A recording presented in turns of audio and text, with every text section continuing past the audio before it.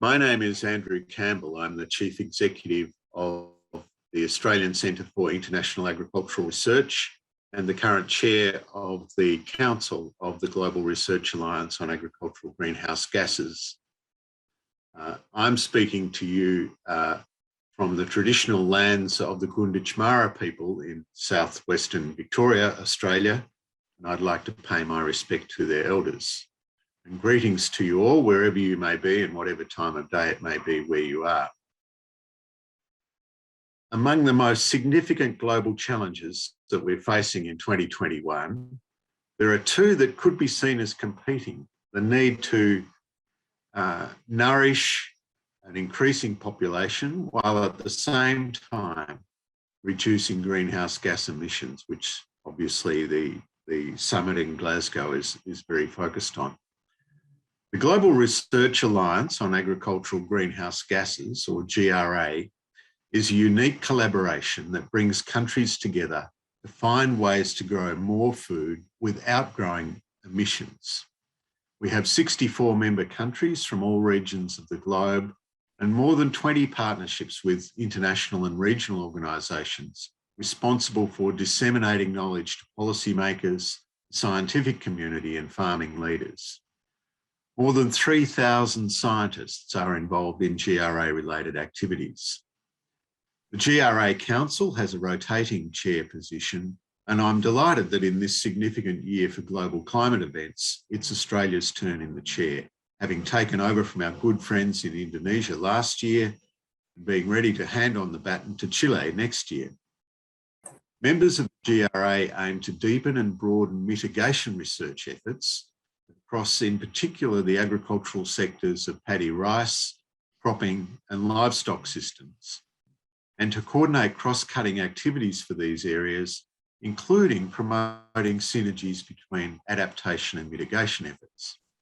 So above all, the GRA, which is a very lean, multilateral, is about facilitating partners across the globe to work together and to share knowledge and tools and techniques to accelerate innovation in response to climate change. This makes the GRA a natural knowledge partner for the Aim for Climate initiatives and a strong ally in the CGIAR's Climate Shot campaign. As Vice Chair last year, Australia led the development of a refreshed GRA strategy. And a core element of that strategy is to focus more explicitly on the co-benefits and the interactions between mitigation and adaptation. I'm currently sitting on my farm in southeastern Australia on long service leave, and putting my farming hat back on, I've been planting trees for carbon and biodiversity. I've been trying to improve our water supplies, both for drought resilience and also biodiversity. And I'm installing off-grid renewable energy and solar pumps for water supply, both to reduce emissions, but also to improve self-reliance, bushfire protection and resilience. With my farmer hat on, it just doesn't make sense to consider reducing emissions separately from adaptation to extreme weather events or disasters like fires, improving productivity and resilience. What we do has to make sense for the whole farm operation over the long term. But when I go back to Canberra and have my research or my policy hat on, we tend to focus on one thing or the other, mitigation or adaptation, with much less emphasis on integration or co-benefits. Excuse me. The GRA considers a focus on co-benefits is essential because we simply won't make progress fast enough if we focus on them separately. And we won't succeed in mitigation unless farmers benefit, especially smallholder farmers. So just before my voice fails, the GRA is very pleased to convene this dialogue to try and stimulate greater agricultural innovation in how to accelerate co-benefits between mitigation and adaptation. New Zealand initiated the GRA and still provides the Secretariat in a very generous sponsorship. New Zealand also provides the excellent services of Mr. Hayden Montgomery, the driving force behind the GRA, from the New Zealand Ministry of Primary Industries. Hayden is our special representative. Based in Uruguay, his role is to act as an ambassador for the Alliance as a whole. It's my great pleasure to welcome you all to this workshop and to introduce Hayden. Over to you, Hayden. Thank you very much, Andrew, and a special thank you to the Government of Australia and ACIAR for all that you do and your role as chair of the GRA. I'm going to share my screen and just have confirmation that people can see it. Yes, can see your screen. Great. So good morning from me here in Uruguay to everybody. Thank you very much for joining us. I'm just going to provide a little bit more detail on the GRA and then just introduce in a very brief way this concept of co-benefits a little bit more without attempting to speak from a position of significant expertise. I'll leave that for our panel that will be coming a bit later. Before jumping into the GRA, I just wanted to reflect briefly on some things that have happened this year at the COP in Glasgow. I haven't been in person. One of our panelists is going to be speaking to you today from Glasgow. But it's worth noting that this has been a COP that has, I think, been quite important for agriculture. And what I'm just going to mention are a few things that have been launched at the COP, and it's not an exhaustive list. There are other initiatives relevant to agriculture that have also been established, but certainly the Agriculture Innovation Mission for Climate, championed by the United States and the United Arab Emirates, is an important, let's say, stepping stone in our journey, and we're really delighted that the GRA is recognised by AIM for Climate as a knowledge partner, and we look forward to collaborating with that initiative and hope that initiative will realise its goal of increasing significantly, in particular, public investment and research to support agriculture responding to climate change, both in an adaptation and a mitigation context. There's also been what are referred to as the Glasgow breakthroughs, and one of those, I think 5 in total, is on agriculture. And the intention of that breakthrough is to make climate smart, sustainable agriculture the most attractive and widely adopted option for farmers everywhere by 2030. So an ambitious agenda. Likewise, the GRA has endorsed that breakthrough initiative, and we look forward to being part of the conversations as that is developed further by the United Kingdom government as they move through their presidency in 2022. And finally, what is over a year-long campaign, the Climate Shot campaign that Andrew mentioned, which was championed by the CGIAR Climate Change Agriculture and Food Security Programme, also with strong support from the UK government in its capacity as presidency and a number of other governments and organisations, has launched a global action agenda for innovation in agriculture. And within that agenda, it has identified some initial priority initiatives that are deemed to be investment worthy, and we're really pleased to see the GRA as one of those priority initiatives endorsed by the Climate Shot campaign. So, as I say, there have been more discussions, more initiatives launched at the COP, but these are some important ones, and hopefully will help us in the GRA, give us a bit of a boost. We've been around for more than a decade now, so it's nice to see a bit more energy coming to this agenda. With respect to the GRA, as Andrew mentioned, the mission we have is to bring countries together to find ways to grow more food without growing greenhouse gas emissions. And we work across the different agricultural commodities, as Andrew has alluded to. We have a good number of member countries. You can see the countries, the dark blue shaded on this map. So most of our regions are well represented. You can see for yourselves where we have some gaps, and of course we welcome governments to join this initiative at any time. In addition to our council, which has a rotating chair arrangement between the member countries, we also have a more semi-permanent situation where 3 countries co-chair our different research groups, and there have been some changes over the more than 10 years we've been in existence, but the role of those those individuals as nominated by their governments is to provide that leadership across paddy, rice, livestock, croplands, and the integrated research group. And so just to thank those individuals and those governments for that ongoing leadership that they provide.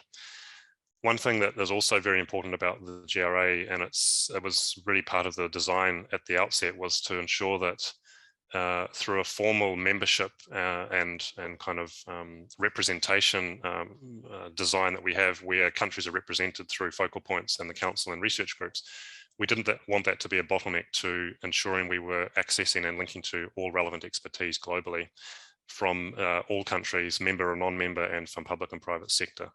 And this is the role of our science networks that sit under our research groups.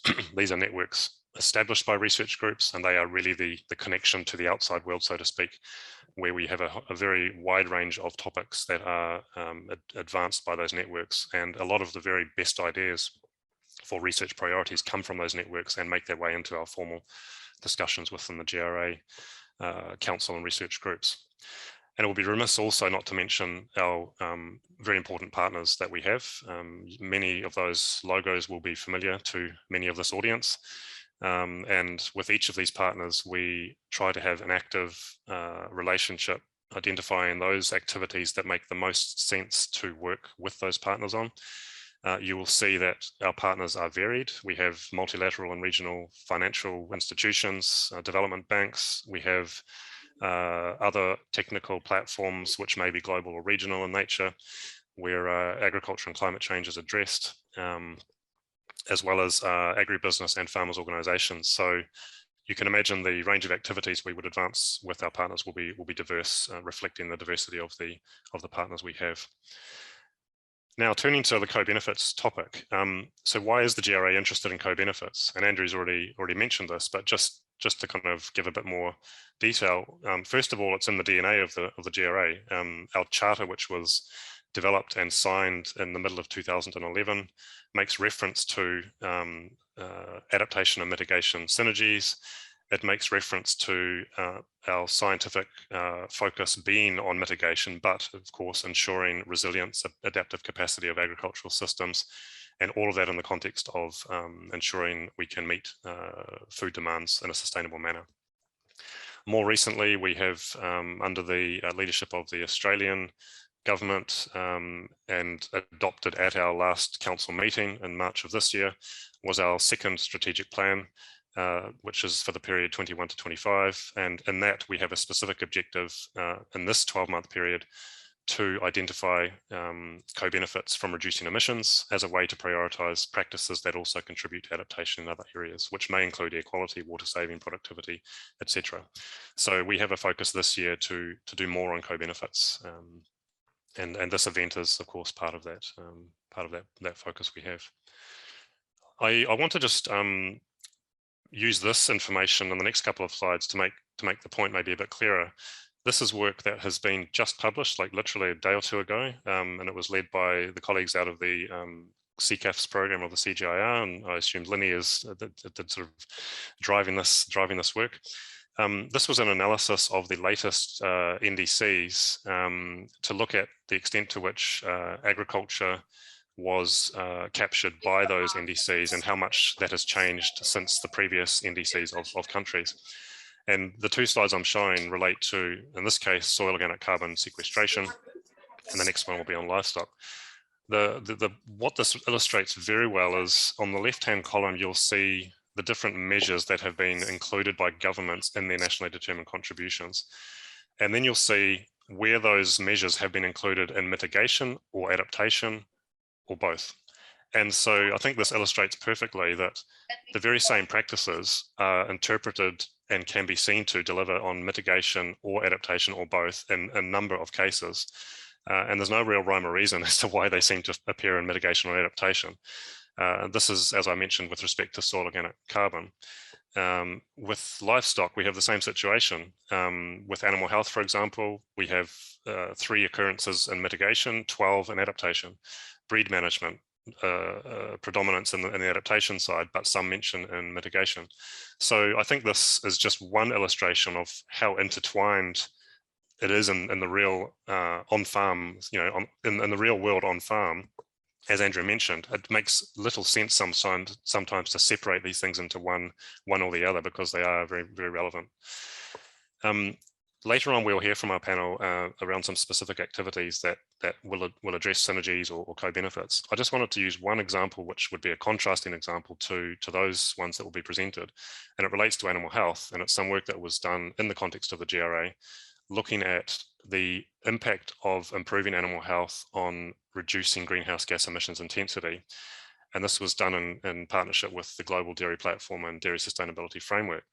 And it looked at a comparative study in Chile, Kenya, and the United Kingdom, and basically looked at 3 animal health issues and modeled what would be the impact on reducing emissions by improving those health issues in dairy cattle in this case. And what you can see in each case is there are significant gains to be made by improving animal health in terms of reducing emissions across all geographies and across the 3 of these different health conditions. So we can see already that while animal health is not typically considered to be a mitigation option, it's increasingly seen as one, and there are definitely mitigation benefits by improving animal health. But no one would probably argue that improving animal health, it should be done for mitigation as the first reason. There are many other reasons why one would want to increase animal health or improve animal health.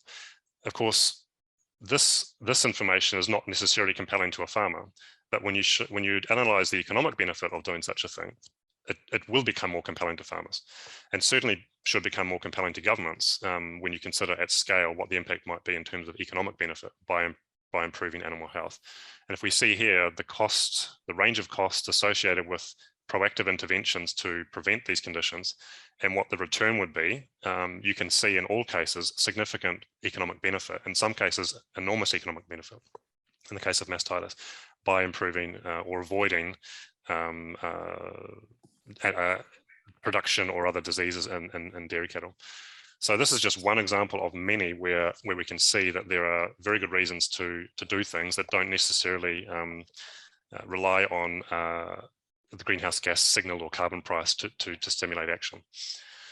So just to kind of wrap up my presentation before we move on to the real experts and hear from them. So why are we interested in co-benefits? This has been alluded to already, but I think we all recognize that accelerating climate action is paramount. We know that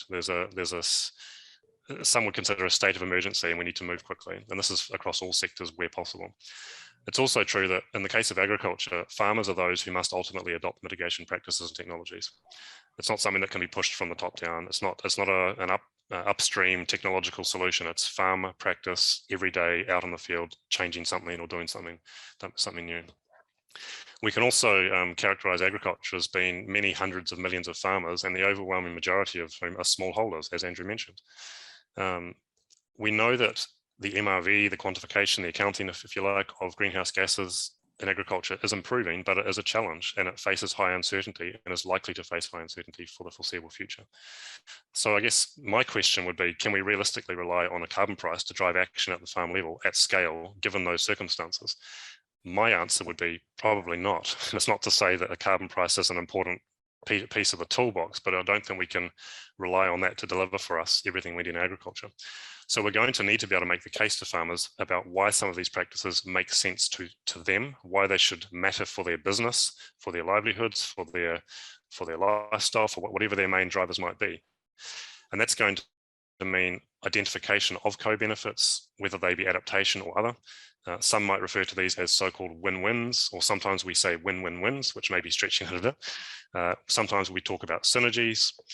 But nonetheless, from a GRA perspective, it's really important to understand what the greenhouse gas implications are of these practices that some might consider to be, adaptation or other. And I think understanding the implications of these will help us adopt a low emissions development pathway. It will avoid maladaptation where we might have choices and we don't want to lock in higher emissions pathways through our adaptation efforts.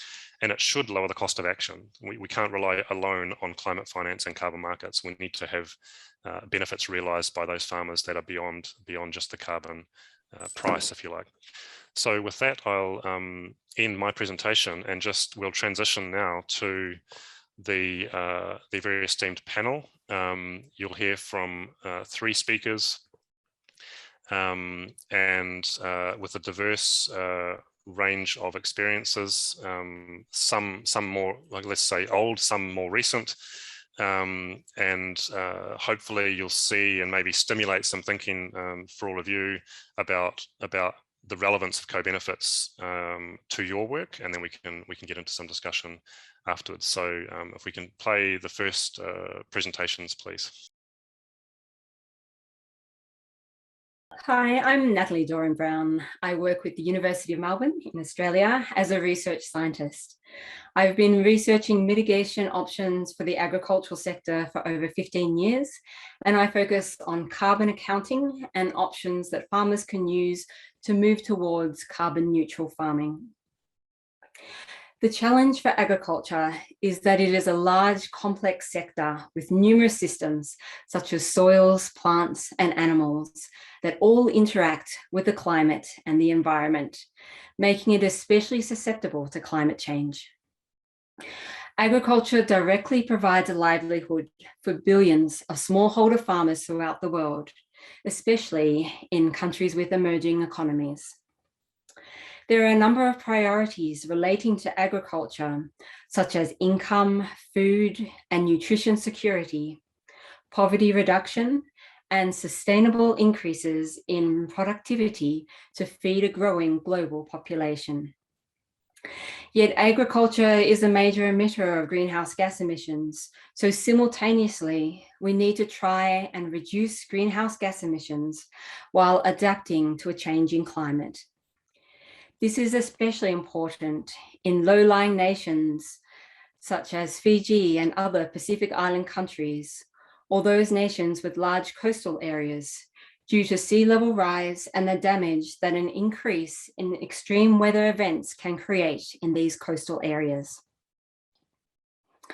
So rather than solely considering which mitigation options are suitable for Fiji's environment, this project also focused on the co-benefits of those options. We considered a wide range of options for livestock systems, such as improving animal feed, animal health and breeding, grazing management, manure management, options to improve soil health and nutrients, as well as carbon sequestration in trees and soils. For cropping systems, we looked at optimal fertilizer and compost applications, reduced or no tillage, the genetic improvement of crops, biochar, and reduced burning. Co-benefits are so important because mitigation and adaptation require action and engagement from farmers. While some options can fit fairly seamlessly into existing farm management practices, other options require changes to occur on the farm. Co-benefits provide this incentive for farmers to incorporate new mitigation and adaptation options on their farms because of these additional co-benefits. We've seen this on farms where co-benefits will often influence farmer decision-making more than other incentives, such as a carbon price.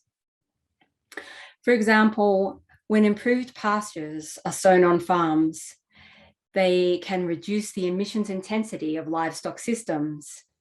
They can also provide greater food security and profit for the farmer, and may produce healthier animals through increased nutrition and quality of feed. Another example is using agroforestry to integrate trees into farming systems. This sequesters additional carbon into trees and soils. It provides shelter and shade for livestock. It also provides a windbreak and can reduce erosion. And finally, it can help to reduce risk by providing an additional income stream for farmers. The outcome of this project was that it identified the co-benefits from a range of mitigation and adaptation options for the agricultural sector. It also gave an indication of whether there was an economic benefit from implementing the options or whether cost was a barrier. Other areas that this project had as outcomes were what mitigation potential the options had, what the barriers to implementation were, how easy or difficult the option was to implement, and finally, what gender implications needed to be considered when farming practices changed. So as you can see, focusing on co-benefits provided a more comprehensive picture of the benefits and the barriers that existed for each mitigation or adaptation option than if the mitigation or adaptation option were considered solely alone. The next stage of this project will focus on inventory development around promising areas that have co-benefits. This has the potential to accelerate both policy and financial outcomes by targeting specific co-benefit actions instead of using a more generalized approach. Finally, I would like to mention that the global collaborations we developed with other GRA member institutions accelerated this work because it allowed the various groups to focus on their core strengths. This also meant that each group could reduce the duplication of effort since we were all aware of what other project groups were working on. Hello, I am Viviana Becerra from Inia, Chile. I have been working in biotechnology and abiotic stress on rice for about 23 years. Thank you for having me here. I will present you the project More Rice with Less Water and Lower Emissions. Rice is a very important cereal for Latin America, and it is cultivated by small and medium farmers in Colombia, Chile, and Peru. This crop uses an important amount of water during its growing season, about 18,000 cubic meters per hectare. With this amount of water, the rice production soon will have problems due to drought. Rice is cultivated mainly under a continuous flooding, and it is well known that this system generates an important amount of methane, increasing the greenhouse gas emissions.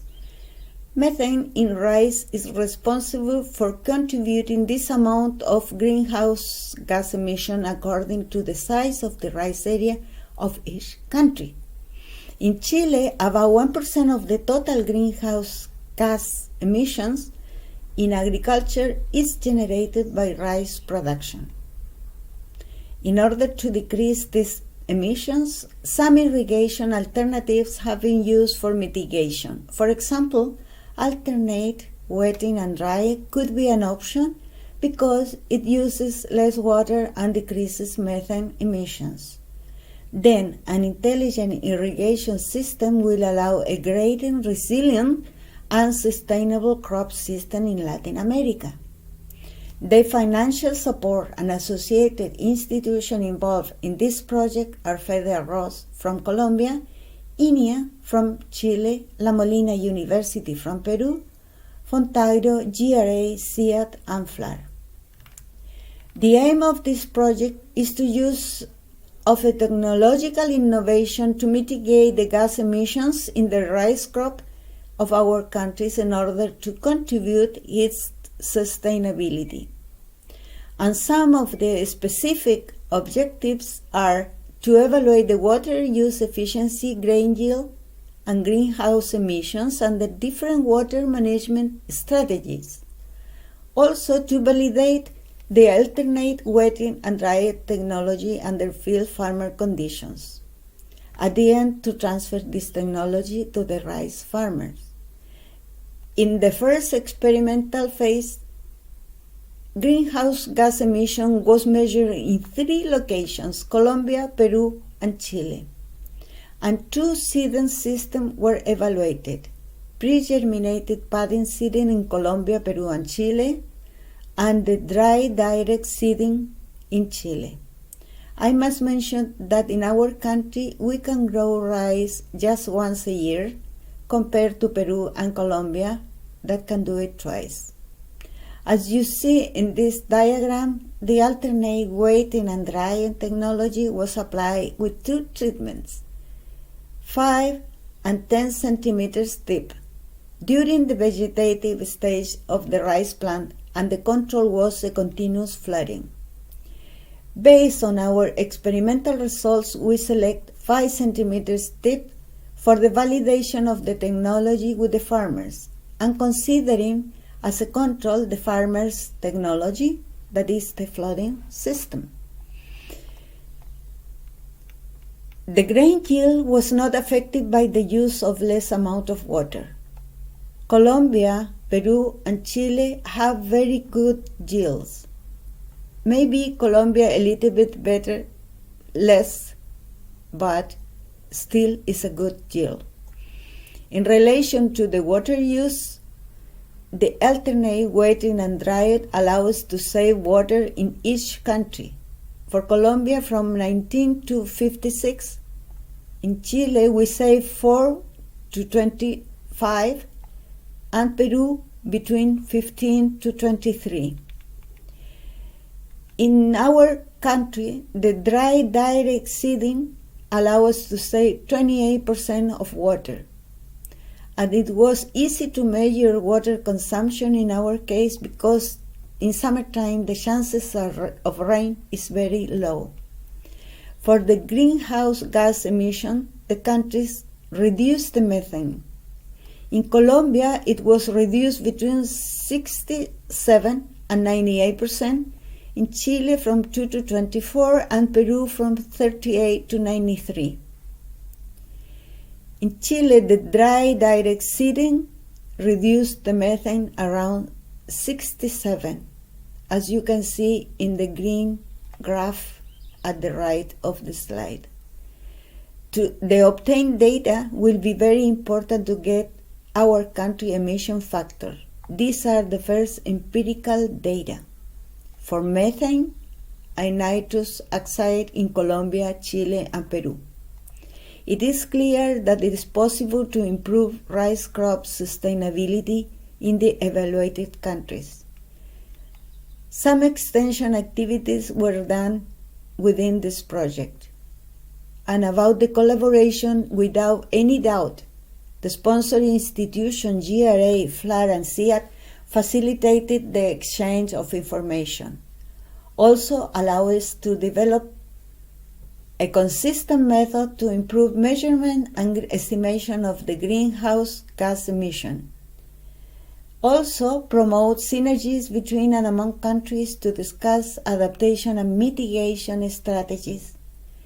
And in addition to that, we develop a network for activities and new collaboration in the future, in the near future. For example, APIC, GRA, and INEA Chile organized a seminar for capacity building on greenhouse emissions with the participation of farmers, milling companies, and extension organizations. This activity allows us to build a strong collaboration in fieldworks and promoting the results of new technologies. I would like to thank our international team, our national team, and of course to the institutions involved in this project. Thank you all, and thank you for the opportunity to show our work. Thank you very much. I would now like to invite our final panelist, Cynthia Rosenwald.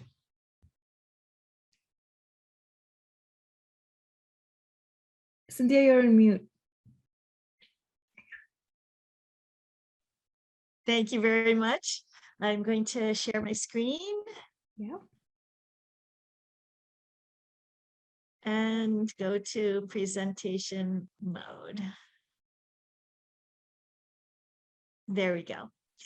Well, thank you so much to ACIAR and GRA for inviting me to present on a project, mitigation and adaptation, a co-benefit project that is just getting going. But I do first want to give everyone on this Zoom the call, and sorry for the noise, because I'm at COP I'm at the COP26 in Glasgow, along with they allowed 10,000 people into the venue, and that's why it's a little bit noisy. I tried for a quiet spot, but may not be working, but I'll do my best. Just wanted to say that COPs, I'm sure, as you're well aware, have focused primarily for so many years on mitigation of the climate change challenge. But that really, in this COP, the growing realization that mitigation and adaptation have to proceed together in an integrated way is now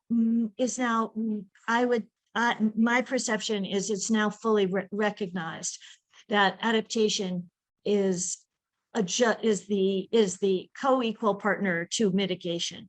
And I think it's due to, in part, the tremendous climate extremes that around the world, so many countries have experienced in 2021 and in recent years. So just for example, there was an announcement yesterday, and I know ACIAR is a partner of the Adaptation Research Alliance, and the new program that was announced by the UK Minister of the Environment for $100 million contributing to adaptation research, climate and resilience development. And of course, the purpose of this event is to really say it's still so challenging to learn how do we actually integrate in agriculture and food production the integration of mitigation and adaptation. So it's wonderful to hear from the colleagues and their exciting projects and learn from them, because we're just starting one in Bangladesh. So we can see that there's a growing attention to these kinds of projects, so that we really understand the co-benefits, trade-offs, and synergies of soil carbon sequestration, of the crop livestock systems, of sustainable intensification. We just saw some great examples from the previous two panelists. So in our project, this is developed with the Global Research Alliance and AgMIP, which is the Agricultural Model Intercomparison and Improvement Project. And the project is trialing a modeling approach for quickly and efficiently determining the likely best options for changing agricultural practices that deliver what we call MACB, the adaptation and mitigation co-benefits. So, and the long-term goal is to be able to accelerate the process. And by the way, you know, acceleration is one of the key themes here in COP in Glasgow. The decisive decade ahead of us is the decade of action, acceleration, and climate.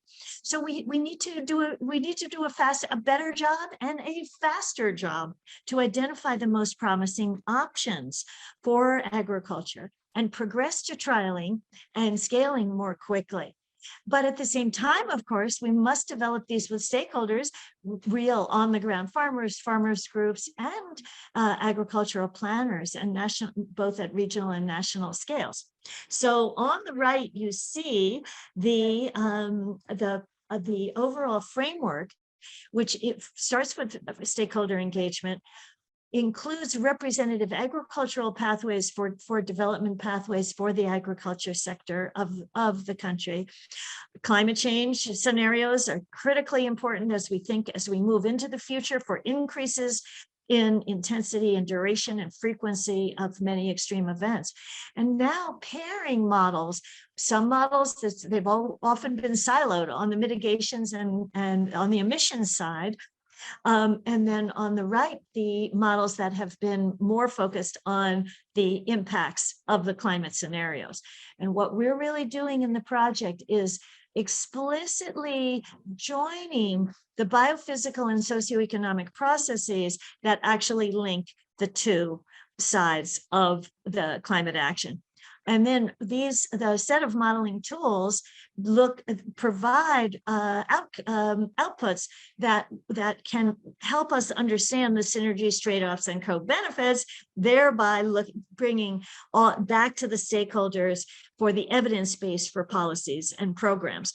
Of course, we have to take gender, nutrition, and food security into account whenever we do anything focused on especially smallholder farmers.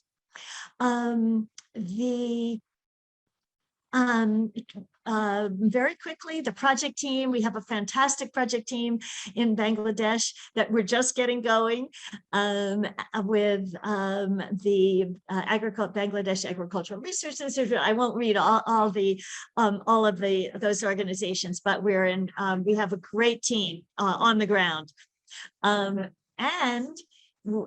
This is, you can see that the objectives and outcomes are to directly integrate stakeholders, evaluate the effects of the intervention right now in the current system, as well as project into the future as the climate changes continue to accelerate, something else that's accelerating.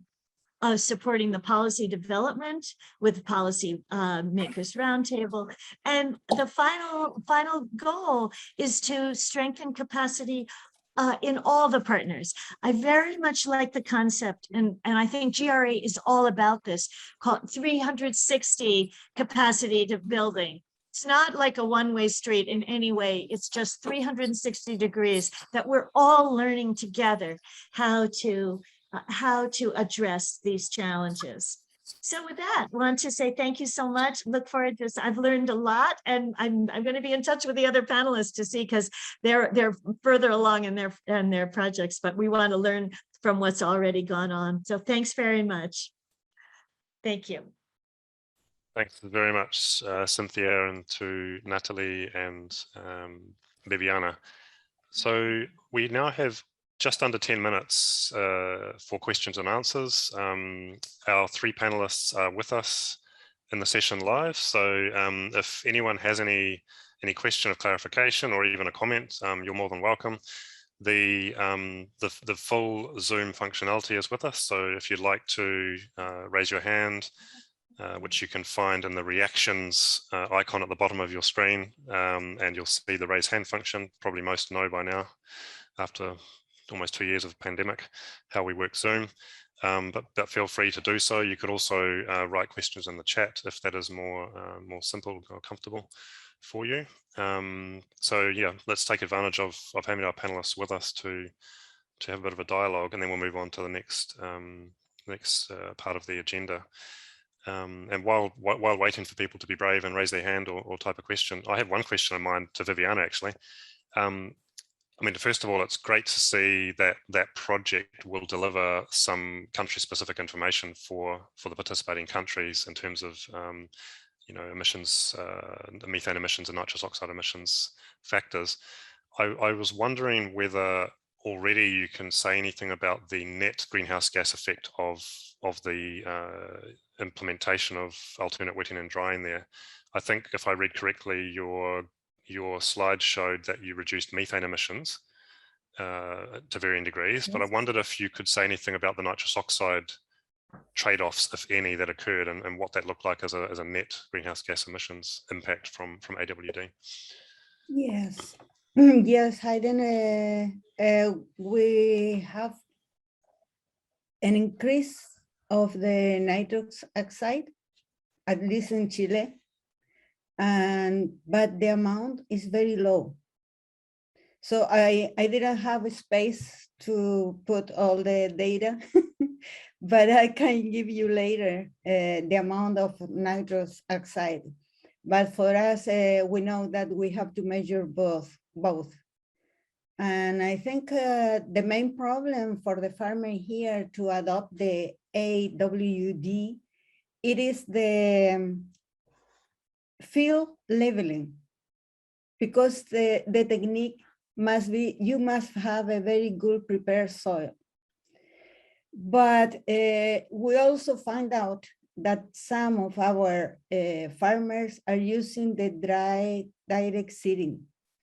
So with less system, they are using less water too. So as you saw in the data, the amount of methane went down.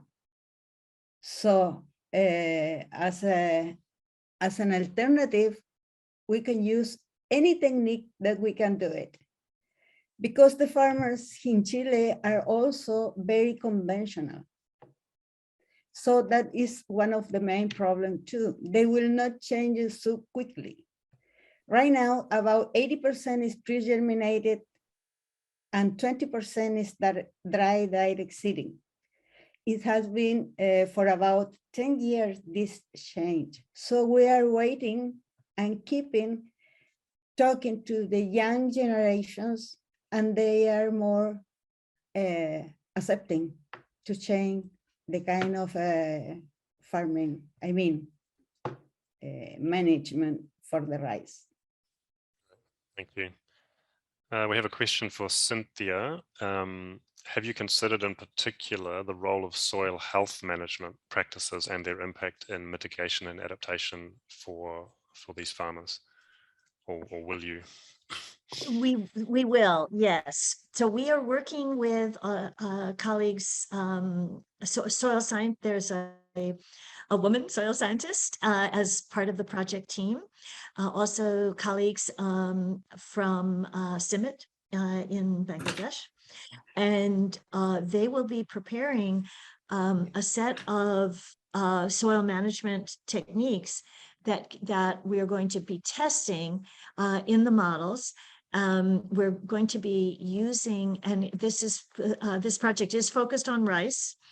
Some of the techniques that Viviana was testing in the intensification project that she was looking at. So the answer is yes, very much. And we're using the for all the I don't know if there are any modelers on the call, but DNDC model with ORIZA and APSIM, the Australian crop model. These are some of the models that we're going to be using. So the answer is yes. Great, thank you. And we have another question, which I think to some extent has been answered, but there's a little extra piece there. So it was asking the question about methane and nitrous oxide trade-offs, and Viviana's addressed that. But there's another question which is with respect to nitrogen fertilizer applied. If you could make any comment, anyone on that, whether you were able to measure emissions, direct emissions from the nitrogen fertilizer applied, if any, in those rice paddies or rice fields. Viviana, perhaps. Yeah. Yes. No, we didn't find any statistical differences for nitrous oxide. And were you able to measure nitrous oxide per kilogram of nitrogen fertilizer applied? Was that part of the experimental? No, yet. I think that this project is just the tip of the iceberg. We need to move a lot because it's a multifactorial. The nitrogen, the straw use, the manipulation of the soil. So we started just in 1913 with the protocols to measure the gas emission. And with this Fontagro, we were invited and to measure just the AWD system. So based on that, we have more questions now than ever. So we are doing it slow, and the problem is that usually the projects are 3 years longer. And this is, you need to use geneticists, soil expert, fertilizer expert, irrigation expert, to try to have like a package along with the irrigation system. And it's so different. For us, for example, I told you that we can do rice once a year because also we do have the cold temperature. This is the southernmost area where you can find rice in the world. So we also need the water in the reproductive stage with 10 centimeters. So the only main stage that we can manage is just the vegetative one. We cannot save the water for the reproductive action because the difference of temperature during the day and during the night is so different. Let's say 38 during the day and 10 degrees at the reproductive stage.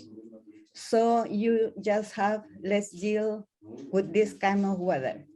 And we feel kind of jealous with Colombia because they do have twice a year, also Peru. But on the other hand, in Chile, we don't have diseases. So our rice is very clean. We don't use much chemicals. Thank you. Well, we have a question for Natalie before we close the session. I see another question in the chat, which perhaps I'll ask panelists to address in the chat. Natalie, this is kind of a hypothetical, I guess. The question is, if you were only considering mitigation in the Fiji example and not thinking about the co-benefit management practices, or maybe not even co-benefit, but other management practices, would you have identified a different set of options to prioritize? Like, how different would it be if you were only considering mitigation in your design of your work you're embarking on now? There is some overlap between pure mitigation and including co-benefits, but that's mostly because in Fiji, livestock emissions are a huge priority because they make up 97% of all agricultural emissions. So we would have targeted livestock regardless for that reason. But when it comes to actually implementing the options, the co-benefits are so important because, as we know, it can be difficult to engage farmers in the whole process, even without talking about mitigation and adaptation. So even if you're wanting to improve other aspects of farming, so it can be a challenge to increase engagement. So by including the co-benefits, though, farmers can relate a lot more with other advantages of making these changes to the farm management system. So I think if we hadn't considered the co-benefits, some of the direct options, they just would not be as feasible for starters. So many of the options, particularly for livestock are around additives and potentially reducing emissions by that means, but they're just not always feasible outside of intensive grazing systems and outside of places where there are options for more expensive additives to go into the feed of animals. So that's not really something that can be broadly applied, and therefore it would make a substantial difference if the co-benefits weren't included. So look, I'll draw this session to a close, and then we can progress to the next stage. Thanks once again to Cynthia, Natalie, and Viviana. There are a couple more questions in the chat. Could I answer the arsenic content? If you can answer in 2 seconds, yes. 2 seconds. Yes, of course. We are using AWD treatment to less absorption of the arsenic by the rice plant. But because the industry is very interested and they are adding some funded for these studies. So we are using the AWD to have less water. That means less absorption of arsenic. Good enough? Great. Thank you. And yeah, any other questions that you see there, please feel free to respond to those panelists in the chat and continue that dialogue while we move to the next session, which I'll now pass to Sneha. Thank you very much, Hayden. Bye-bye, Cynthia. We understand you need to go to another session. Thank you very much to you and to Viviana and to Natalie for all the work that went into your presentations and for the work that you're doing. And thank you to everyone else for joining us. Like Hayden, I'm not going to try and attempt to crystallise everything we've done into an elegant summary. It's a complex, it's a very complex challenge, but I'm glad that we're starting to join these areas of work together better, and it will require all the toolkit, the social scientists and the natural scientists to be working together. It'll require a lot of transdisciplinary research where we have the intended beneficiaries on the journey from the outset, including helping us to frame those challenges. And it'll require us to work with all parts of the agricultural value chain right through to consumers. So this is very exciting work. It'll be an endeavour that will dominate our lifetimes and those of the next generation of people coming through. And I don't need to remind the people on this call how critical that work will be for the current generation of farmers around the world and the landscapes in which they're operating, and obviously for the food security of the communities in which they are living, and existentially for us on this planet. So this is one of the most fundamental areas of science for humanity this century. So thank you very much to all of you for your efforts and your interest. Thanks for joining us in this workshop, and best wishes to all of you for your ongoing participation in COP events and for this broader challenge of maximising co-benefits across mitigation and adaptation through the GRA and elsewhere. Thanks very much, everybody.